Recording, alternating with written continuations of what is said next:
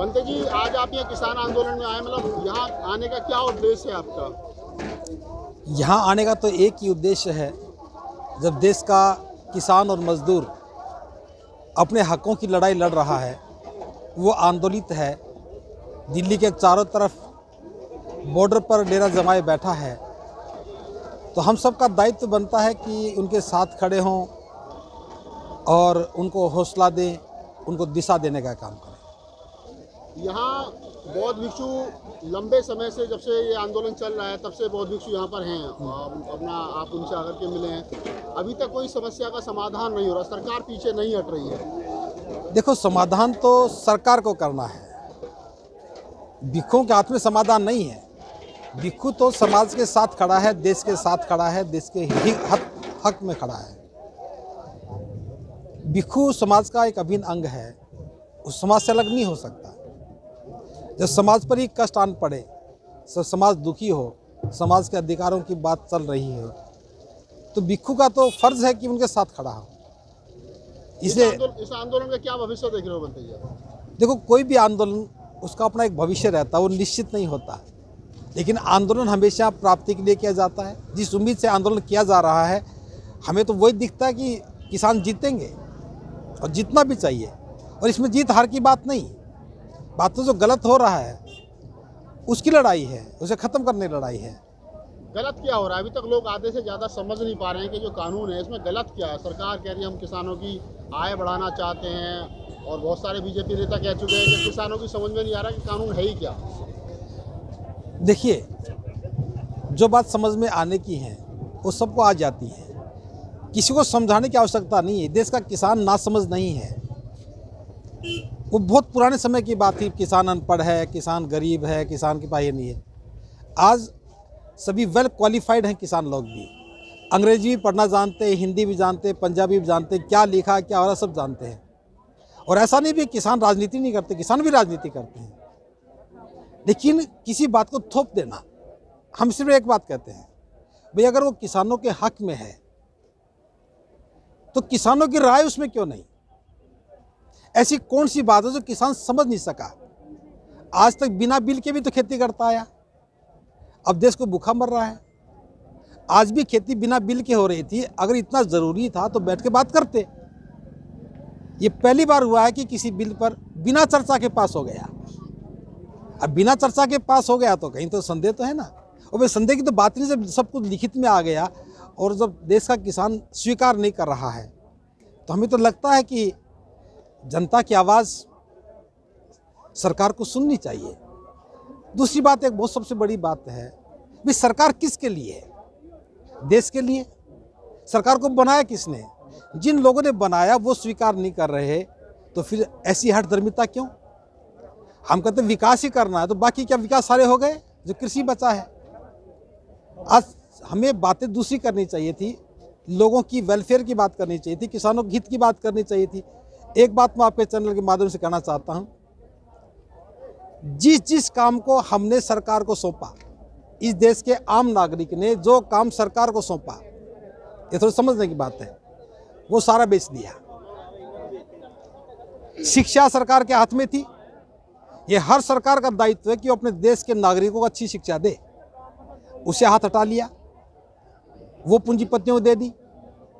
अब देश का भविष्य बनाने की जिम्मेदारी पूंजीपतियों को हो गई।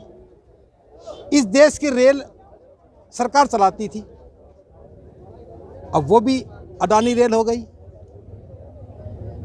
इस देश के हॉस्पिटल सरकार को चलाने चाहिए, स्वास्थ्य का मामला था, वो निजी क्षेत्र में आ गए। इस देश की संचार व्यवस्था BSNL आज दम तोड़ रही है।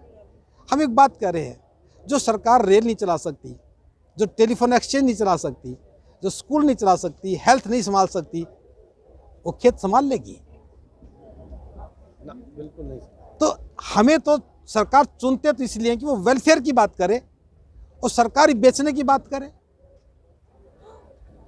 तो किसान इसीलिए बचा, देश इसलिए बचा हुआ कि किसान बचा हुआ है। ये जमीन किसानों के नाम है, इसलिए देश बचा हुआ है। अगर ये भी सरकार के नाम हो जाती तो किसान का मुद्दा ही खत्म हो जाता है। मेरा सिर्फ इतना कहना है, हमें समझना चाहिए, जागना चाहिए। सरकार वेलफेयर के लिए है, जबरदस्ती के लिए नहीं। जबरदस्ती किस लिए की जा रही है? हम कहते भी जो किसानों की राय हो उसको सुना जाना चाहिए और उस पर समाधान निकालना चाहिए। यहाँ तो ऐसा लग रहा है जैसे सरकार किसी और की है और मांगने वाले कोई और हैं। इसी देश की सरकार, इसी देश के लोग चुनने वाले, इसी देश के किसान, इसी देश के मजदूर। जब बात एक ही देश की है, बात देश की ही है, तो फिर लड़ाई किससे है? यहाँ तो लड़ने का कोई मुद्दा ही नहीं था। किसान भी देश का विकास चाहता है, सरकार देश का विकास चाहती है, तो बात कहाँ खराब है? क्या हम ये मान लें कि चंद पूंजीपति देश का विकास करते, बाकी आदमी जो पूंजीपति नहीं वो विकास नहीं करता? क्या बिल्डिंग बना देने से, सड़कें बना देने से, फ्लाईओवर बना देने से विकास होता है क्या? इस देश के आम आदमी की सेहत कैसी है, स्वास्थ्य कैसा है, शिक्षा कैसी है, उसके पास रोजगार के अवसर कैसे हैं, उसका खान पान कैसा है, ये चीज़ें विकास में आनी चाहिए।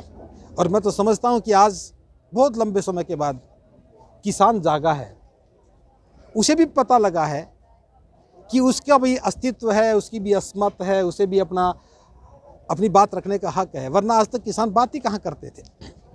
हम तो सरकार बनाने बिगाड़ने में लगे रहते थे। आज पहली बार पता लगा भी कि सरकार बनाना तो ज़रूरी है, लेकिन बनाई कैसी जाए। और सरकार तो कोई भी जिसके पास पावर है वो तो अपनी पावर का इस्तेमाल करती है। तो मैं तो इस चैनल के माध्यम से कहना चाहूँगा, ये मात्र लड़ाई 3 बिलों की नहीं है, कृषि बिलों की नहीं है। ये आंदोलन अगर देखें तो ये बहुत दूरगामी परिणामों वाला आंदोलन है। आज देश का आम नागरिक सवाल पूछने लगा है। अभी जो पिछले लंबे समय से कोई पूछ नहीं रहे थे, आज उनको बोलने की ताकत मिली है, आज संवाद करने लगा है। तो बस मैं तो ये देख रहा हूँ, जिस बात के लिए लोग उठे हैं वो निश्चित रूप से कामयाब होने चाहिए और होंगे। कृषि मंत्री नरेंद्र तोमर साफ तौर पर कह चुके हैं कि हम लोग बिल वापस नहीं लेंगे, संशोधन कर सकते हैं। और इधर किसान नेता राकेश टिकैत कह चुके हैं कि जब तक बिल वापसी नहीं तब तक घर वापसी नहीं। दोनों तरफ तनातनी। देखिए उसके बारे में मैं क्या कहूँगा। समाधान कैसे निकलेगा बनते? समाधान तो निकालने से निकलेगा। अभी सरकार कह रही है कि हम 2 साल 1.5 साल के लिए बिल को होल्ड पर रख देंगे। उसको खत्म भी कर दे, क्या तकलीफ हो जाएगी? क्या खेत में पैदावार कम हो जाएगी? क्या प्रगति रुक जाएगी? भाई प्रगति करनी है तो किसानों पर बिठा और बात करो, नया बिल बना लो। बिल पास करना सरकार के हाथ में, कभी बना लो। जैसे ये बिल पास हो गया वैसे और भी बिल पास हो जाएंगे। कोई आखिरी बिल तो ये है नहीं कि आज के बाद कोई बिल ही नहीं बनेगा। क्या ये आखिरी बिल था, इसके बाद बनेगा नहीं? जैसे बना है दोबारा बनाया जा सकता है। अर्थतरमिता किस लिए? सरकार को लगता है, बहुत सारे लोग ये बात कह रहे हैं, जब से यहाँ पर बौद्ध भिक्षुओं का डेरा हुआ है और जिस प्रकार से अभी पीछे अम्बेडकरवादी संगठनों ने, बहुजन समाजवादी मंच ने जिस प्रकार से खुले मंच से आकर के रैली निकाल करके इस आंदोलन का समर्थन किया। आरएसएस के प्रचारक हैं मिस्टर कुमार, वो कह चुके हैं कि इसके पीछे अगर सिख और अम्बेडकरवादी बुद्धिजीवी जो लोग खड़े हैं उसकी वजह से आंदोलन लंबा चल रहा है। मतलब कहीं ना कहीं सरकार के निशाने पर सिख और अम्बेडकरवादी लोग भी। देखिए, किसी व्यक्ति की बात ना करें तो मैं एक बात साफ कहता हूँ, आज पहली बार इस देश के आम नागरिक ने, आम व्यक्ति ने अपने हकों की बात कही है। क्या किसान बुद्धिजीवी नहीं है? इस देश में तो बनते जी मानती है ना, किसान में तो दिमाग नहीं। सुनो, मैं एक बात कहना चाहता हूँ। सबसे बड़ी बात तो यही है, आज 2 महीने से हम एक बात देख रहे हैं, हमारे दिमाग में एक इमेज बना दी कि किसान कैसा होगा, दुबला पतला सा, हड्डियाँ चिपकी हुई, फटे हुए कपड़े, वो किसान होगा। यानी कि आज जो लोग आज किसानों की बात नहीं सुन रहे, उनकी नज़र में किसान ऐसा ही होना चाहिए। और हम क्या कहते हैं, किसान ही देश की पहचान है। तो किसान हट्टा कट्टा होना चाहिए, किसान समृद्ध होना चाहिए, किसान मजबूत होना चाहिए, किसान पढ़ा लिखा होना चाहिए, किसान के पास सब कुछ साधन होने चाहिए। अब एक तरफ तो लड़ाई अस्तित्व की है, व्यक्तित्व की है, और एक तरफ गरीबी के प्रदर्शन की है। इसका मतलब जो योजना बना रहे हैं वो लोग किसानों को आदमी नहीं मान रहे। एक 2म दर्जे का नागरिक बनाने का कोई मकसद नहीं होना चाहिए। किसान इस देश का सारा विकास खेती पर आधारित है। देखिए, हम भले भिक्षु हैं, गृह त्याग किया है, लेकिन रहते तो समाज में ही हैं। हर रोज़ खाना तो लोगों का ही खाते हैं। जो देता उसी का खाते हैं। अब जिस आदमी के पास भोजन ही नहीं होगा वो देगा क्या? बात हमारे अस्तित्व की नहीं, बात सिर्फ ये है आज जमींदार इस बात को समझने लगा कि हमारी इमेज क्या है देश में, हमारी पहचान क्या है। ये लड़ाई 3 बिलों की ही नहीं है, अब लड़ाई पहचान की भी हो गई कि सरकार बने तो किसके लिए बने? क्या रोड बनाने के लिए सरकार बने? क्या मल्टी स्टोरी बिल्डिंग बनाने के लिए सरकार बने? सरकार बने तो लोगों का कल्याण करने के लिए बने। अब होना तो ये चाहिए था कि हर खेत को पानी मिल जाए, हर खेत को अच्छी पैदावार हो सके, ठीक साधन मिल जाए। ट्रैक्टर महंगा होता जा रहा है, उसको कम कीमत पे लाया जाए, कहीं और दरें कम की जाएं ताकि फसल ज़्यादा पैदा हो। अब पिछले 7 साल से एक मुद्दा हो रहा है, किसानों की आय दुगनी होगी। भाई रोड मैप क्या किसानों की आय दुगनी होने का? सारी चीज़ें महंगी होती जा रही हैं, डीजल कहाँ से कहाँ पहुँच गया, सारी चीज़ें महंगी हो गई। आय दुगनी भी कर दोगे तो किसान तो वहीं रहेगा ना। 350 का सिलेंडर 800 में कर दिया, आय दुगनी भी कर दोगे तो किसान तो वहीं रहेगा। सवाल तो ये है कि किसान का विकास कैसे हो। सवाल तो ये है इस देश की ज़मीन इस देश के अस्तित्व को कैसे पहचान दे पाए, इस देश का किसान इस देश की शान कैसे बन पाए। एक बात और मैं कहना चाहता हूँ, जो किसान की बात आती है तो हम सिर्फ उन्हीं को किसान मान लेते हैं जो ज़मीन के मालिक हैं। किसान हर वो व्यक्ति किसान और ज़मीन से जुड़ा हुआ है। जो पशुपालन व्यवसाय है ये क्या बिना खेत के हो सकता है?